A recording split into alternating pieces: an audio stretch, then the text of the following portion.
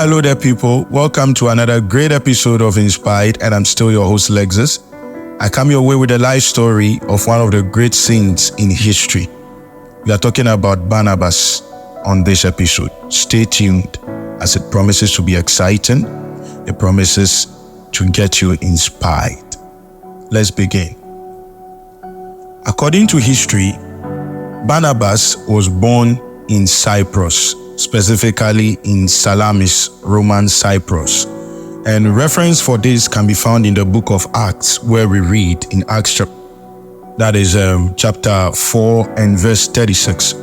We read that, and Joseph, who was also named Barnabas by the apostles, which is translated son of encouragement, a Levite of the country of Cyprus, having land, sold it and brought the money and laid it at the apostles' feet.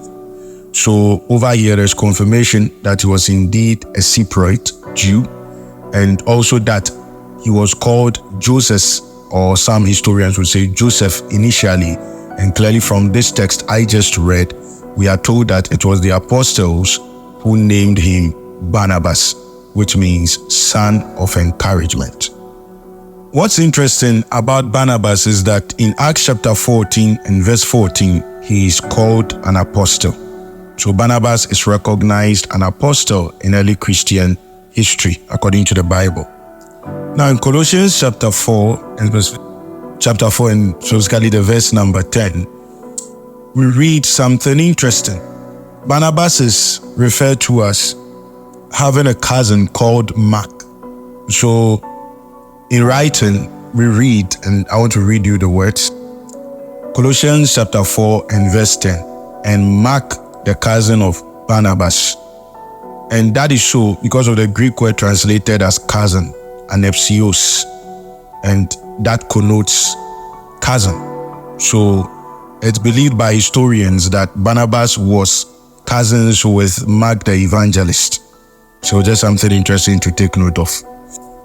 Then finally, of course, there is an ancient Orthodox tradition that claims that Barnabas was the brother of Aristobulus of Britannia, who is believed to be one of the 70 disciples sent out by Jesus in Luke chapter 10. So we have a little bit of background about this great saint. Now, Barnabas appears mainly in the book of Acts.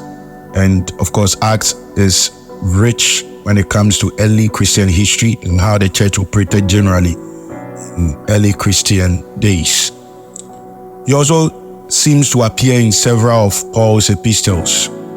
He was a native of Cyprus, even a Levite, and that is something to take note of. And one very, very important thing he did to help with the ministry of Paul, who had converted to Christianity. Of course, remember the Damascus experience. So when Paul converted to Christianity and he returned to Jerusalem, Barnabas introduced him to the apostles. And it is very possible that Barnabas and Paul had history, because according to Easton in his Bible dictionary, he supposed that they had been fellow students in the school of Gamaliel. And of course, we know Paul schooled under the feet of the Pharisee called Gamaliel. So they probably were fellow students in the school of Gamaliel, according to Easton. So whatever being the case, Barnabas introduces Paul to the Christians in Jerusalem as converted. Now, Antioch was heavily being impacted by early Christians, and even the non-Jews over there had really believed the message of our Lord Jesus Christ and had converted. And so the church at Jerusalem decided to send Barnabas there to oversee the work that was going on. And the work was so extensive, very vast, in fact required a whole lot of manpower and expertise. So Barnabas decided to go to Tarsus in search of Paul, who was then still referred to as Saul. And he called him there to assist him with the work. Paul would return with him to Antioch, and over there they would labor for a whole year. And at the end of this period, the two of them decided to go to Jerusalem because they had received contributions from the saints in Antioch, and this would be around AD 44. And they were sending, contributions, in the form of relief to the poor Christians, the Christians who were very poor in Judea. And so in AD 44, they would return to Jerusalem with relief. Now, they returned to Antioch, and this time they would take someone whom we have covered before in an earlier episode called John Mark.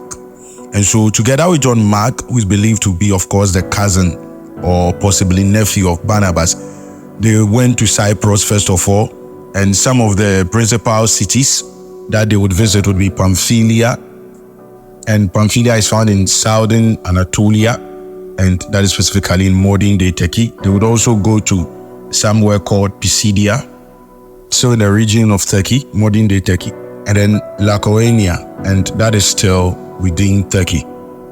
So this would cover their first missionary journey, and that is generally in Turkey.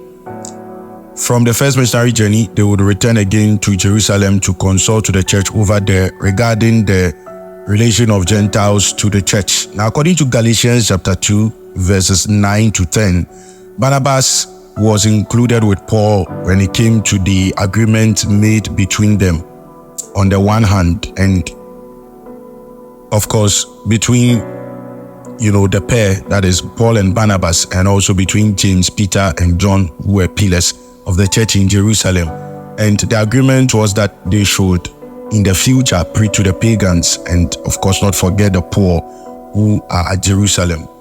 And so after matters had been settled, they would return again to Antioch, and they would bring the agreement of the council that the Gentiles were supposed to be part of the church without having to adopt Jewish practices, which was what the debate was about. Now, after Paul and Barnabas returned from the Jerusalem council to Antioch, Peter also would visit Antioch.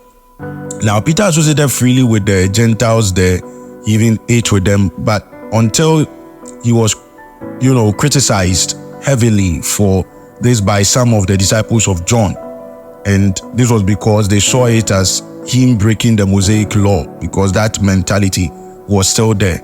So Peter would decide not to eat any longer with the Gentiles because of the fear of displeasing his companions. And so Barnabas also would even be caught up in his example, and this would cause Paul. Interestingly, remember, Paul had been introduced as a converted, believer to the Jerusalem church by Barnabas, but that didn't stop him from confronting the matter. So Paul decided that, and you can find record of this in Galatians chapter 2, verse 14. And he would say that Barnabas and then Peter were not walking uprightly according to the truth of the gospel. So they did not walk uprightly according to the truth of the gospel, and rebuked them before the entire church. Very interesting, if you ask me. Now, after the rebuke, Paul would ask Barnabas to accompany him on another missionary journey. Now, Barnabas wished to take John Mark along with them, but Paul did not want that because John Mark had left them on an earlier journey. We've looked at this before, if you recall. Now, the dispute would then end the beautiful partnership between Paul and Barnabas, and so either of them would take different missionary routes. Paul would then have a new companion called Silas, and then together they journeyed through Syria, Cilicia, and then Paul and John Mark would visit Cyprus, which is his hometown. After Cyprus, very little is known in the history of what would become of Barnabas in terms of his career, if you would, in the gospel. But he was still living and laboring as an apostle still around AD 56, AD 57. And when Paul wrote 1 Corinthians, that is 1 Corinthians chapter 9, verses 5 to 6, he would make reference to Barnabas as even earning his own living from the gospel, because he was an apostle too, Barnabas. Now, probably this would mean that their friendship was not really impaired by the situation over John Mark.